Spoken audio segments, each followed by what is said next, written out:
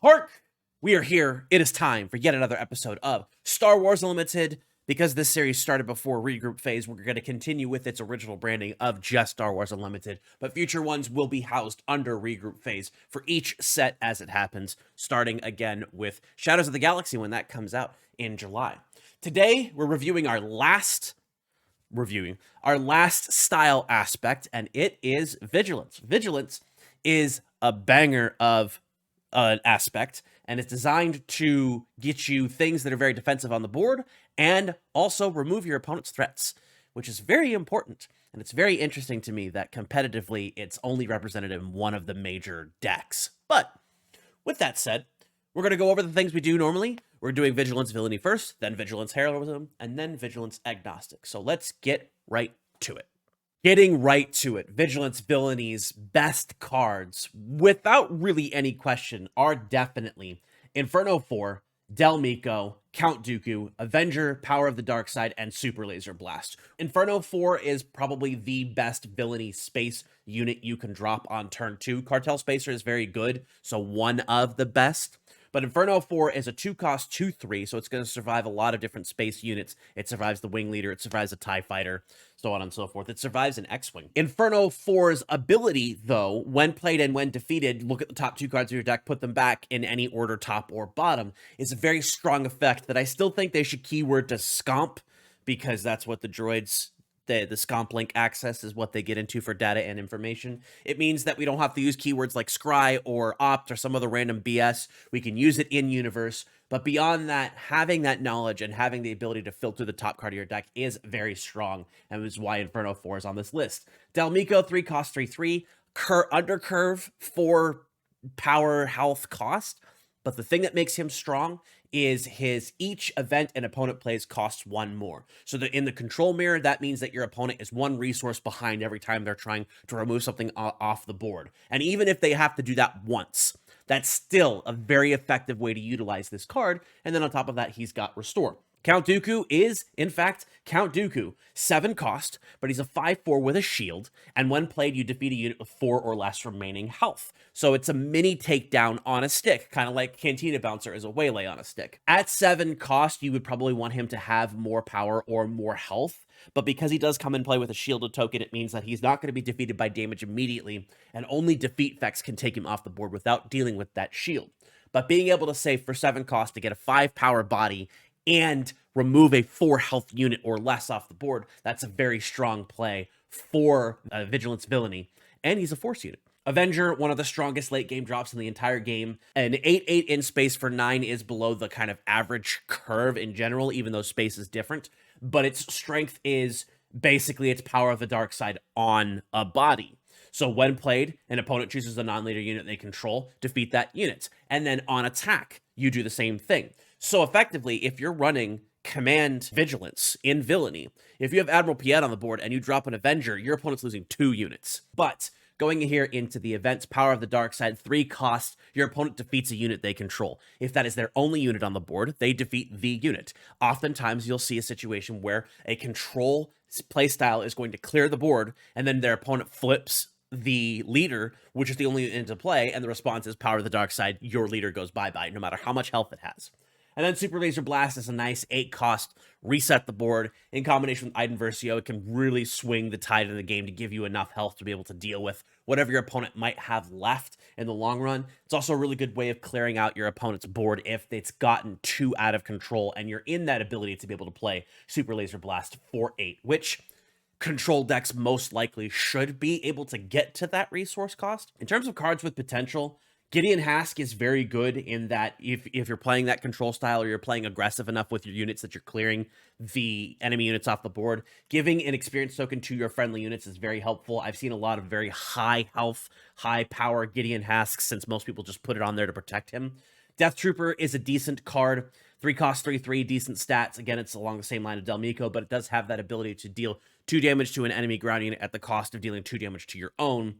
And even if that means this becomes a 3-cost 3/1, you can still clear something. You can clear a shield, you can clear something that has 2 health or less, and be able to at least try to control the board state with that. And Scoutbike Pursuer is something I've come around to myself. I originally thought it wasn't that great of a card, but in combination with either throwing upgrades on it, experience tokens, throwing some shields on it, so that way it can survive a couple of extra hits before it gets wiped off the board. It's a very good card, especially in Grand Inquisitor, because you can keep refreshing it as long as you have the ability to give it more health or heal some of the damage off of it in order to be able to just deal a ton of extra damage. One point about Power of the Dark Side is that I have been in a situation where I've had this in my hand and my opponent has 2 units on the board, and they will absolutely remove the unit that gives me the less benefits.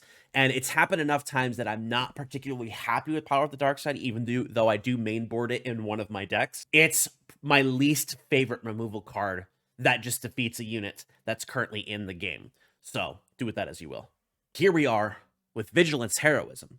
There's a caveat here for Vigilance Heroism. Vigilance Heroism is built around the Force trait. So I'm going to go over a couple of generically good cards, and then I'm going to go over a couple of good Force cards, and then a card or two that I think is just really good on its own. So generically good, the Restored Arc 170, Yoda, Obi-Wan, and Luke Skywalker. So Restored Arc, 2 cost, 2/3, like the Inferno 4, it has enough stats to be able to stick on the board, but it does have that restore, and it is a rebel, so it fits with rebel strategies if you're using those, and it does allow you to get that extra health back if your opponent is dealing damage to your base. Yoda, 3 cost, 2/4. He's got restore 2, so if he's attacking, he's healing just as much as he's dealing damage to your opponent's units. And when defeated, you can choose a number of players and they each draw a card. This helps mill strategies, quote unquote, but it also allows you to get more cards on the board. Obi-Wan Kenobi, 6 cost, 4/6. High end for the stats, but it does have Sentinel, and when it's defeated, you can give 2 experience tokens to another friendly unit, and if it's a Force unit, Force trait strategy, you get to draw a card.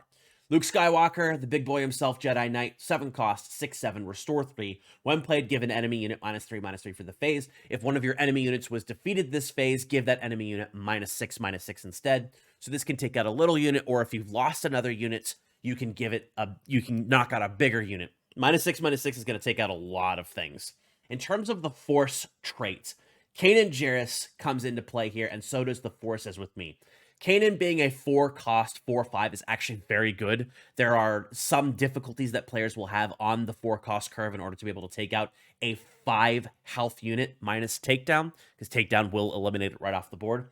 But that on attack of being able to just discarding 1 card and healing up to 2, you're going to heal at least 1. Because I guess unless your opponent has aspectless cards, but that's not really going to happen in Premier. But you're going to most likely heal at least 1, and you can get lucky and heal 2. And if you're running other Spectres, you can heal even more. Jedi Lightsaber, which gets much stronger with the Force when it's attached to somebody with Force. And you do have a couple of low-cost Force things with Yoda, Guardian of the Wills, which we'll talk about in a minute, Kanan, and then you have your higher cost Obi-Wan, Luke Skywalker, and your leaders, Chirrut and Luke. The Forces with me is a very interesting card, and it fits that mode of do a bunch of things with 1 card. It's 4 costs, so it's expensive for an event, but choose a friendly unit to give 2 experience tokens to. If you control a Force unit, it doesn't have to be the unit you're targeting. You can give it a shield, and then that thing can also attack. So when you're playing this, you want to get at least 2, but it's not hard to get all 3. Being able to give one of your units that you're trying to protect, even if it's exhausted, and you control a Force unit, 2 experience tokens and a shield for 4 is really good. But being able to do all 3, that can be a back-breaking play, especially if your opponent is not expecting it. Redemption's a fun little card. I'm not seeing a lot of it in play because it is an 8 cost. But if you do run Command Vigilance and you're running the resupplies to ramp yourself up, there's some use to Redemption being able to pull some damage off your base and just throw a Sentinel onto the board. Or if you're running Aggression, this is your Force throw target. Defeat something with 8 health or deal 8 damage to something on the board. And last, we have Vigilance Agnostic. We go through the doubles. Bendu's okay. Protector's okay. Protector's really good in Voltron stats if you're playing double Vigilance. Vigilance is actually very good, and I've seen a lot of people start using it out of double aspect, running it in their Vigilance decks, regardless of what the other aspect is, specifically because they're trying to use the mill strategy to reduce the amount of options the opponent has in order to be able to do things. And then also being able to heal something from your base or defeat an opposing unit with 3 health or less. For 6 cost, getting 2 of those effects, I don't think is of insane value, but a lot of people really do like it. In terms of staples that you're going to see a lot of, Regional Governor is one of the best sideboard card options in the entire game. You play it on 2. You say, hey, this card can't be played while the regional governor's on the board. It only has 1 power, but its goal isn't to attack, it's to survive. You've got 4 health on it. System Patrolcraft is actually a really good 4-cost Sentinel in space. It doesn't have as good of stats as Bright Hope does, but Bright Hope is also a unique and double aspected. But a 3-4 for 4 in space with Sentinel is pretty good. Entrenched removal on an upgrade. You're not going to be able to eliminate the opposing units if it has this much health unless you're doing other things to stop it, but it will stop that unit from attacking your bases. So if you want to give up, say, the space arena because you're dealing with the ground arena and your opponent's got a big unit in space, throw that entrenched on it. Now you don't even got to worry about that. Make It Opening, Takedown, and Vanquish are your 3 big removal cards. They do removal in different ways or with different reasons. So a Make It Opening, giving your opponent's unit -2/-2 can set you up for something else or delete a small unit off the board, plus heal your base.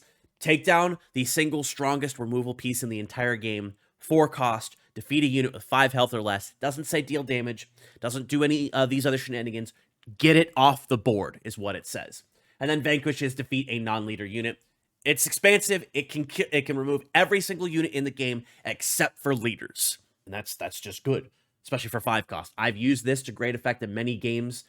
This is a limited absolute all-star. You pull the Vanquish, you take it. If you're playing Vigilance, obviously. If it's in sealed, it goes into your Vigilance sealed deck. If you're drafting and you have a Vigilance leader available to you and you're not too set up in other things, Vanquish is there for you to be able to help you. With Force, It Binds All Things, I think, is very good, especially if you're running something like Chirrut, because Chirrut is able to not be defeated, so you have a high valuable source of damage tokens that you can remove to be able to damage an opponent's unit. I've seen this used to great effect, regardless to what other people say that it is not a good card. It is a good card, and that's that. In terms of cards with the most potential for Vigilance, Guardian of the Wills, we just talked about. It Binds All Things is another one. And really, in terms of Vigilance agnostic, Vigilance goes either really hard or meh. Like, there's a case to be made for Baze Malbus, there's a case to be made for Resilient if you're using upgrade strategies, or you're playing Grand Inquisitor and you want more health on your units to be able to get things out. But things like Rugged Survivors, Cargo Juggernaut, they seem good, they're really not. Same thing with Wilderness Fighter. If Wilderness Fighter was a rebel, this would be a very playable card. But as it stands, it is currently not. You're gonna be using most of your, if you're playing Vigilance, most of your morality aspected cards in there outside of your removal package. If you're playing 9 to 12 events and you're setting up your removal package to be just all of your events, Make It Opening, Takedown, and Vanquish fits 9, and then you can fit 3 Entrenched there to round out 12 pieces of non-units in your deck. And that's a decent strategy in order to be able to maintain control over your opponent's forces. And there we have it. That is Vigilance. Vigilance, I think, is very strong and very underrated at the moment. Most players are playing something in combination with Command in order to be able to get access to Energy Conversion Lab, or the ramp in terms of Super Laser Technician for Villainy, or Resupply for either of them. Things like Steadfast Battalion in order to be able to combo with an early drop leader and Energy Conversion Lab, or just trying to play the best ground units you can for Command Heroism. A lot of decks are running Command, and not enough decks are running Vigilance.